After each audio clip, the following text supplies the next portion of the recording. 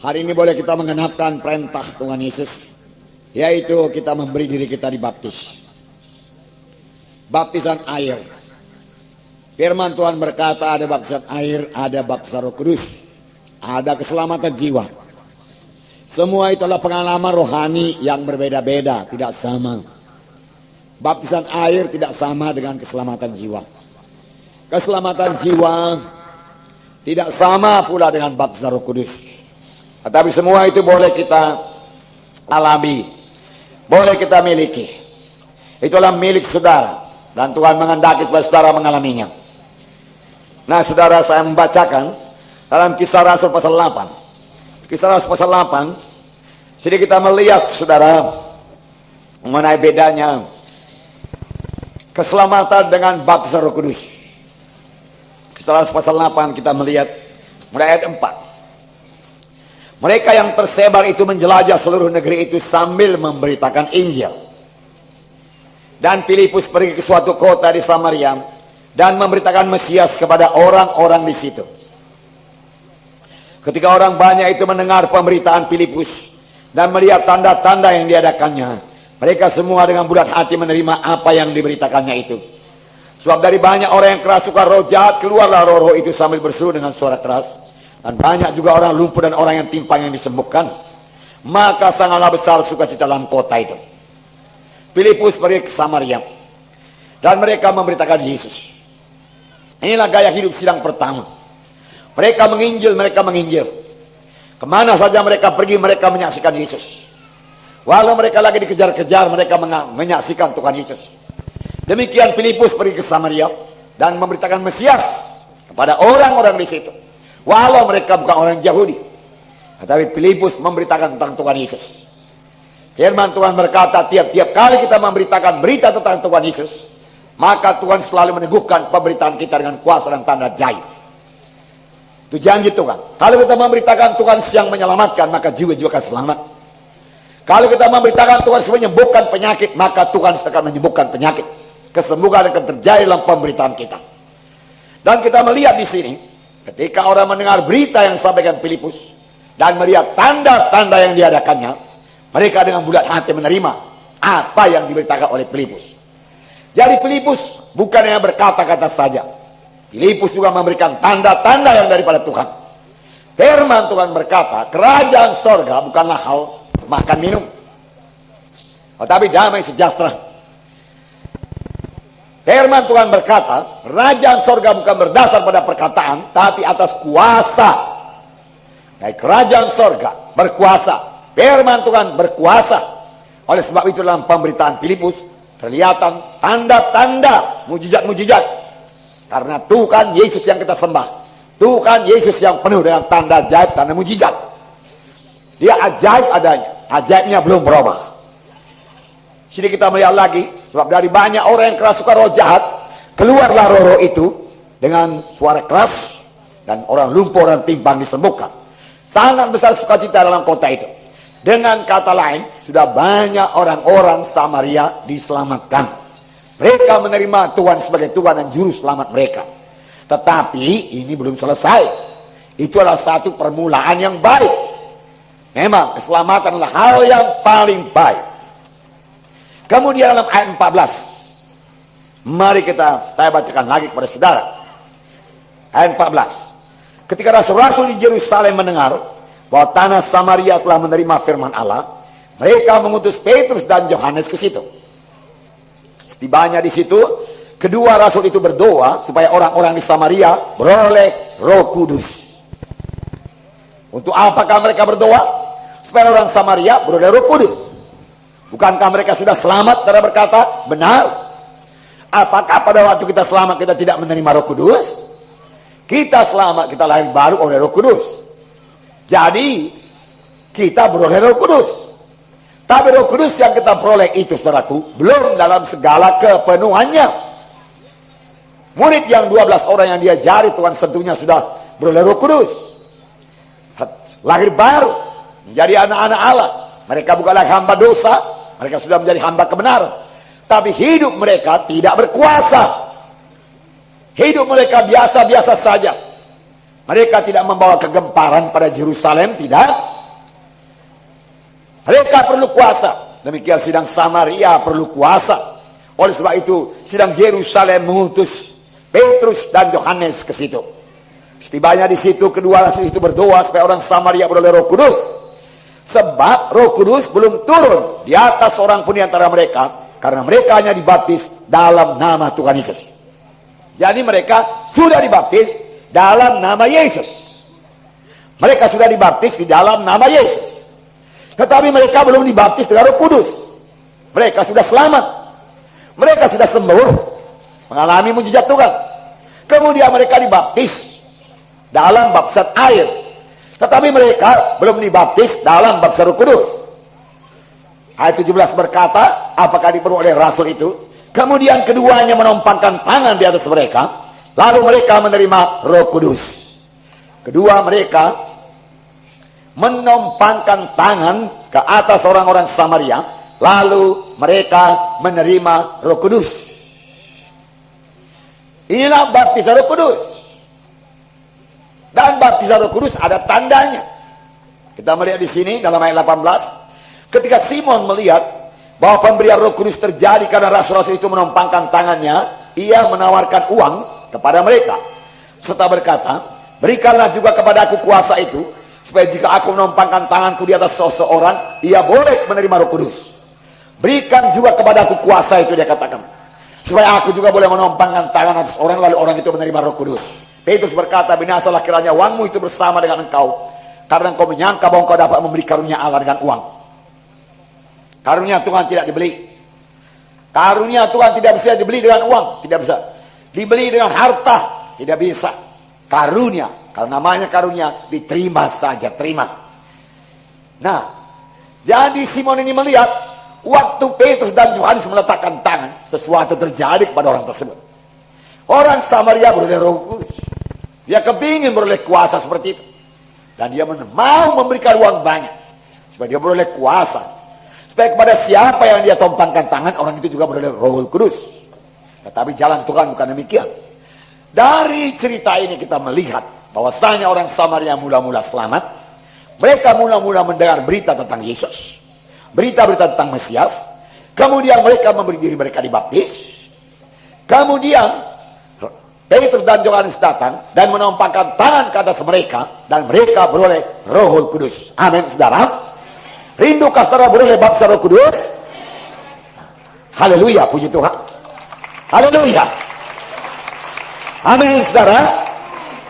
Nah, baptisan air kami yang melaksanakan, hamba-hamba Tuhan. Kami akan membaptis saudara dalam air. Tetapi kalau baptisan Roh Kudus, bukan kami yang membaptis saudara. Yang membaptis saudara langsung Tuhan Yesus. Karena Yohanes Pembaptis berkata, aku membaptiskan kamu dengan air, tetapi dia yang datang kemudian daripadaku, yang aku tidak layak untuk membuka tali kasutnya, dia akan membaptiskan kamu dengan Roh Kudus dan dengan api.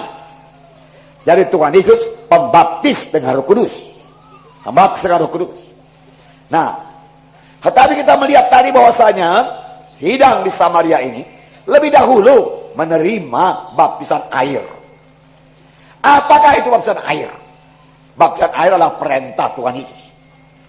Tuhan Yesus berkata, saudaraku, dalam Markus 16, dalam Markus 16 ayat 15, ayat 16, Markus 16 ayat 16, siapa yang percaya dan dibaptis akan diselamatkan, tetapi siapa yang tidak percaya akan dihukum. Tanda-tanda ini akan menyertai orang yang percaya itu. Mereka akan mengusir setan-setan demi namaku. Mereka akan berbicara dalam bahasa-bahasa yang baru bagi mereka. Mereka akan memegang ular, dan sekalipun mereka minum racun maut, mereka tidak akan mendapat celaka. Mereka akan meletakkan tangannya atas orang sakit, dan orang itu akan sembuh.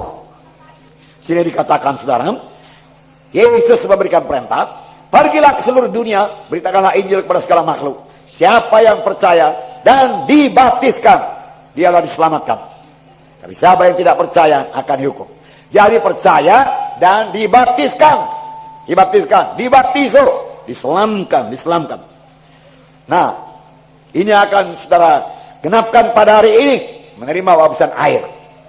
Tuhan Yesus sendiri dibaptis di dalam Matius pasal 3. Dalam Matius pasal 3 ayat 13. Saya bacakan kepada saudara. Maka datanglah Yesus dari Galilea ke Yordan kepada Yohanes untuk dibaptis olehnya. Tetapi Yohanes mencegah dia, katanya, akulah yang perlu dibaptis olehmu, dan engkau yang datang kepadaku. Lalu Yesus menjawab, katanya kepadanya, biarlah hal itu terjadi, karena demikianlah sepatutnya kita mengenapkan seluruh kehendak Allah. Dan Yohanes pun menurutinya. Sesudah dibaptis, Yohanes segera keluar dari air, dan pada waktu itu juga langit terbuka, dan dia melihat Roh Allah seperti burung merpati turun ke atasnya. Lalu terdengarlah suara dari sorga yang mengatakan, inilah anak yang kukasihi, kepadanya lah aku berkenan. Nah, saudaraku, kita melihat bahwasanya Yesus pergi ke Yordan untuk dibaptis. Jadi kita melihat Yesus memberi dirinya untuk dibaptis. Amin, saudaraku. Yesus memberi dirinya untuk dibaptis. Yohanes berkata, masakan kau yang datang kepadaku? Aku yang perlu dibaptis. Tapi Yesus berkata, biarlah hal itu terjadi, karena demikianlah sepatutnya kita mengenapkan seluruh kehendak Allah. Dan Yohanes menurutinya. Dengan kata lain, Yohanes membaptis Tuhan Yesus. Sesudah dibaptis, Yesus segera keluar dari air, dan pada waktu itu juga langit terbuka, dan dia melihat Roh Allah seperti burung merpati turun ke atasnya. Nah, hal yang ajaib terjadi pada waktu Tuhan Yesus dibaptis. Langit terbuka, lalu Roh Allah turun ke atas Tuhan Yesus berlembaga sebagai seekor merpati. Lalu ia berkata, Bapa dari surga berkata, inilah anak yang kukasihi, kepadanya lah aku berkenan. Roh Kudus turun pada waktu baptisan Tuhan Yesus, dan Allah Bapa berkenan. Tritunggal itu, saudaraku, hadir pada tempat itu dalam baptisan air. Jadi kalau Tuhan sendiri dibaptis, apalagi kita. Tuhan Yesus yang tidak punya manusia lama, Tuhan Yesus, saudaraku, yang tidak punya dosa, dia memberi dirinya dibaptis. Apalagi kita, apalagi saya, apalagi saudara. Baptisan yaitu menanamkan manusia lama, menanamkan tubuh yang berdosa ini, supaya sama sebagaimana Tuhan bangkit daripada kematian, kita bangkit dalam satu hidup yang baru, hidup yang berkemenangan, hidup di mana dosa tidak berkuasa atas kita lagi. Dahulu kita hamba dosa, tetapi setelah kita menerima Yesus sebagai Tuhan dan Juru Selamat kita, maka kita tidak lagi hamba dosa, tetapi kita menjadi hamba kebenaran, menang terhadap dosa. Amin, saudara. Jadi sesudah dibaptis, saudara boleh menang terhadap dosa, menang terhadap dosa. Dosa tidak berkuasa lagi atas saudara. Nah, ini dikatakan dalam Roma 6 ayat 3-5. Roma 6 ayat 3-5. Atau tidak tahukah kamu bahwa kita semua yang telah dibaptis dalam Kristus telah dibaptis dalam kematiannya?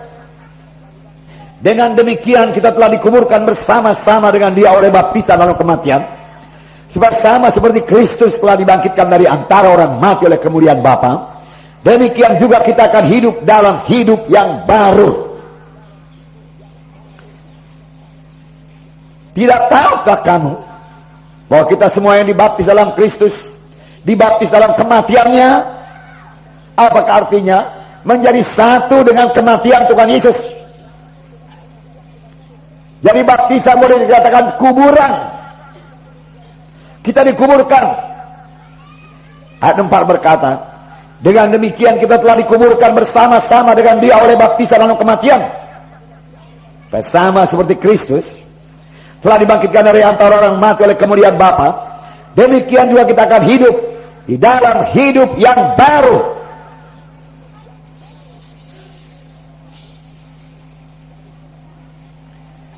Jadi saudaraku, sama sebagaimana Yesus bangkit dari kematian oleh kemuliaan Bapa, kita akan hidup dalam satu hidup yang baru. Hidup yang baru sesudah kita dibaptis. Nah, inilah arti baptisan air. Itu sebabnya kita semua perlu dibaptiskan. Tidak heran Tuhan Yesus berkata, barang siapa yang percaya dan dibaptiskan ialah akan diselamatkan. Dalam Kolose pasal 2 ayat 11 sini dikatakan, dalam Dia kamu telah disunat, bukan dengan sunat yang dilakukan oleh manusia, tetapi dengan sunat Kristus yang terdiri dari penanggalan akan tubuh yang berdosa. Karena dengan Dia kamu dikuburkan dalam baptisan, dan dalam Dia kamu turut dibangkitkan juga oleh kepercayaanmu kepada kerja kuasa Allah yang telah membangkitkan Dia dari antara orang mati. Dalam Yesus kamu telah disunat. Mengapa? Itu sebabnya orang Kristen tidak perlu disunat lagi. Karena dalam Yesus telah disunat. Kapankah itu kita disunat? Sehingga dikatakan, bukan dengan sunat yang dilakukan oleh manusia, tetapi dengan sunat Kristus yang terdiri dari penanggalan akan tubuh yang berdosa. Karena dengan Dia kamu dikuburkan dalam baptisan. Sunat artinya menanggalkan tubuh yang berdosa. Tetapi dalam baptisan kita bukan hanya menanggalkan tubuh yang berdosa, kita menguburkan tubuh yang berdosa. Sini dikatakan dalam baptisan kamu dikuburkan bersama-sama dengan Dia, dan dalam Dia kamu turut dibangkitkan juga oleh kepercayaan kepada kerja kuasa Allah yang telah membangkitkan Dia dari antara orang mati. Puji Tuhan. Nah saudara, itu sebabnya saudaraku, kita tidak disunat lagi, karena dalam baptisan air telah terdapat, termasuk sunat dalamnya. Orang Israel disunat, tetapi sebagai anak-anak Tuhan dalam baptisan kita sudah disunat dengan sunat Kristus. Nah puji Tuhan saudaraku. Saudara yang kasih dalam nama Yesus, ini satu baptisan. Terimalah ini saudaraku, yaitu baptisan air. Dan saudara mulai berdoa supaya kuasa Tuhan betul-betul mengobatkan ini saudara. Tetapi saudaraku, sama seperti kita baca tadi, saudara juga boleh menerima satu lagi baptisan. Ini bagi saudara yang belum menerima baptisan Roh Kudus. Saudara sudah mau menyerahkan diri saudara untuk dibaptis dalam air, sekarang terimalah baptisan Roh Kudus. Baptisan Roh Kudus sama sebagai sidang di Samaria tadi, ketika Petrus dan Yohanes meletakkan tangan, mereka menerima Roh Kudus. Menerima Roh Kudus. Mereka dibaptis dalam Roh Kudus. Mereka beroleh kuasa, karena baptisan Roh Kudus itu kuasa. Kuasa. Saudara, kerap kali Roh Kudus dilambangkan dengan minyak. Saudara tahu bahwasanya minyak itu mengalir dan minyak itu juga meresap. Demikian Roh Kudus bekerja dalam hidup kita. Dia mengerjakan dua perkara. Satu, Roh Kudus memberikan kita kuasa untuk menjadi saksi Tuhan, yaitu urapan untuk bersaksi, keberanian untuk bersaksi, kuasa untuk bersaksi. Kemudian Roh Kudus juga meresap ke dalam kita, yaitu Dia mengubahkan kita sehingga kita beroleh buah Roh Kudus, karakter-karakter yang baru, sifat-sifat yang baru, yang suci, yang murni. Saudaraku, kita hidup pada akhir zaman. Semua gereja mengakui kita hidup pada akhir zaman. Alkitab mengatakan kita hidup pada akhir zaman. Yesus akan segera datang. Saudara-saudara, biarlah semua kita punya iman bahwasanya kita tidak perlu mengalami kematian, tapi kita melihat Yesus dan berjumpa dengan Tuhan di awang-awang. Amin. Nah, saya yakin itu tidak akan lama lagi, saudaraku. Tidak lama lagi itu. Tanda-tanda yang diberikan Tuhan Yesus rata-rata sudah genap. Hanya satu yang belum genap, yaitu Injil akan diberitakan ke seluruh penjuru alam. Tapi itu juga, saudaraku, bisa terjadi dengan segeranya, saudaraku. Atau mustahil kepada manusia, tidak mustahil kepada Tuhan. Ingatlah bahwasanya kita menyembah, kita melayani Tuhan yang ajaib, Tuhan yang berbuat perkara besar, Tuhan yang berbuat apa yang tidak bisa diperbuat oleh manusia. Amin, saudara. Saya percaya, saudaraku, pada akhir zaman Roh Kudus, Tuhan sendiri akan sangat memimpin gerejanya untuk membawa berita Injil kepada segala suku, bangsa dan bahasa. Amin. Pada akhir zaman Tuhan akan memimpin. Tuhan akan berbuat perkara yang besar dalam gerejanya pada akhir zaman. Amin. Dan saudara berharap perkara yang besar pada zaman sekarang ini. Bukanlah perkara yang besar, berkat yang besar. Amin saudara. Kuasa yang besar. Amin.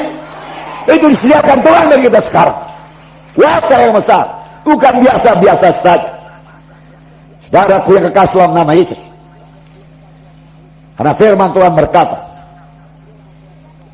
pada akhir zaman akan terjadi satu masa yang sukar. Jadi keadaan akan bertambah-tambah sulit. Firman Tuhan berkata demikian. Mengapa? Karena manusia akan mengasihi dirinya sendiri. Manusia duniawi maksudnya. Mereka akan bertambah-tambah mementingkan diri sendiri, tidak peduli orang lain. Dan itu sudah kejadian. Kemudian dikatakan manusia akan menjadi tamak akan uang dan menjadi hamba uang dan cinta uang. Uang yang terutama dalam hidup mereka. Mereka cinta uang. Dan firman Tuhan berkata cinta akan uang itu akar segala kejahatan. Tamak akan uang, hamba uang.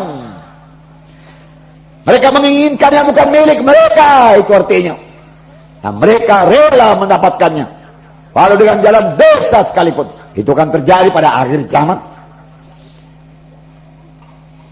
Mereka yang berdusta akan terjadi pada akhir zaman.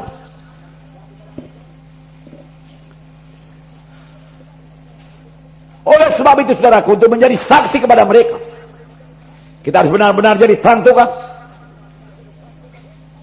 Mereka akan menyombongkan diri. Mereka akan memfitnah. Kesombongan orang dunia akan bertambah-tambah nyata pada akhir zaman. Dan kita sudah mulai melihatnya. Oleh sebab itu perlu, kalau kita mau bersaksi kepada mereka, perlu kita hidup suci, hidup benar, hidup dalam karakter ilahi, hidup dalam kasih, hidup dalam pengampunan, tidak dalam roh kepahitan membalas dendam, kemarahan, geram, tidak hidup dalam kekerasan hati, tapi hidup dalam kelembutan hati dalam mengasihi. Dan itu semua adalah buah daripada Roh Kudus. Amin saudara. Roh Kudus boleh memberikannya kepada kita. Dan itu dimulai daripada baptisan Roh Kudus. Kita harus dibaptis lebih dahulu dengan Roh Kudus, supaya buah Roh Kudus jadi dalam hidup kita. Oleh sebab itu terima Roh Kudus. Itu bagi saudara. Saudara berkata saya baru tadi pagi selamat. Bagi saudara, banyak orang tadi pagi dia selamat. Tadi pagi dia terima Roh Kudus. Dia dibaptis Roh Kudus. Memang tidak perlu menunggu lama untuk baptis Roh Kudus. Mengapa? Karena Roh Kudus memang sudah dicurahkan. Sudah dicurahkan Tuhan Roh Kudus itu. Kita tinggal menerima saja, membuka hati. Rasul Petrus dan Yohanes tadi dikatakan berdoa supaya mereka menerima Roh Kudus. Karena Roh Kudus memang sudah diberikan. Tapi Petrus dan Yohanes berdoa supaya mereka punya iman buat menerimanya, mengerti buat menerimanya. Lalu mereka perlu dengan Roh Kudus. Terima. Karena kisah 2 ayat 38 berkata, bagi kamulah janji itu. Kita harus pasal 2 ayat 38. Dikatakan di sini, jawab Petrus pada mereka, bertobatlah dan hendaklah kamu masing-masing memberi dirimu dibaptis dalam nama Yesus Kristus untuk pengampunan dosamu, maka kamu akan menerima karunia Roh Kudus. Ayat 39. Sebab bagi kamulah janji itu, dan bagi anak-anakmu, dan bagi orang-orang yang masih jauh, yaitu sebanyak yang akan dipanggil oleh Tuhan Allah kita. Bagi kamulah perjanjian itu. Saudara berkata, saya bukan orang Yahudi. Benar. Haleluya. Bagi anak-anakmu, saya juga bukan anak-anak mereka itu. Benar. Haleluya.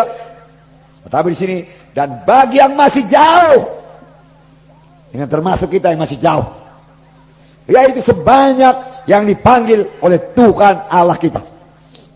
Sebanyak yang dipanggil Tuhan pada keselamatan. Bagi kita lah janji dipenuhkan dengan Roh Kudus untuk menjadi saksi Tuhan yang berkuasa. Saudaraku, semua anak Tuhan dalam sidang pertama penuh dengan Roh Kudus. Mereka sangat mementingkan baptisan Roh Kudus. Kita juga harus demikian. Dalam kisah 19, ketika Apolos masih di Korintus, Paulus sedang menjelajah daerah-daerah pedalaman dan tiba di Efesus. Di situ didapatinya beberapa orang murid. Katanya kepada mereka, sudahkah kamu menerima Roh Kudus ketika kamu menjadi percaya? Apakah yang ditanyakan oleh Paulus yang pertama? Sudahkah kamu menerima Roh Kudus tatkala kamu percaya? Paulus tidak bertanya, sudahkah kamu sembuh? Kesembuhan kan penting. Tetapi menurut Paulus yang paling penting, setelah selamat, terima Roh Kudus. Paulus tidak bertanya, sudahkah engkau berkata dan berkelimpahan? Tidak. Tapi sudahkah kamu menerima Roh Kudus tatkala kamu percaya? Jadi menurut Paulus menerima Roh Kudus yaitu pada waktu kita percaya. Gak usah lama-lama lagi. Gak usah tunggu setahun, 2 tahun. Tetapi pada waktu kita percaya itulah waktunya kita menerima Roh Kudus. Jadi saudara yang baru bertobat, baru menerima tadi pagi bertanya, bolehkah saya menerima Roh Kudus? Tentu saja. Bagi kamulah perjanjian itu, firman Tuhan tadi berkata. Bagi yang jauh-jauh, seberapa banyak yang dipanggil oleh Tuhan Allah kita, dipanggil kepada keselamatan, bagi saudara lah janji itu.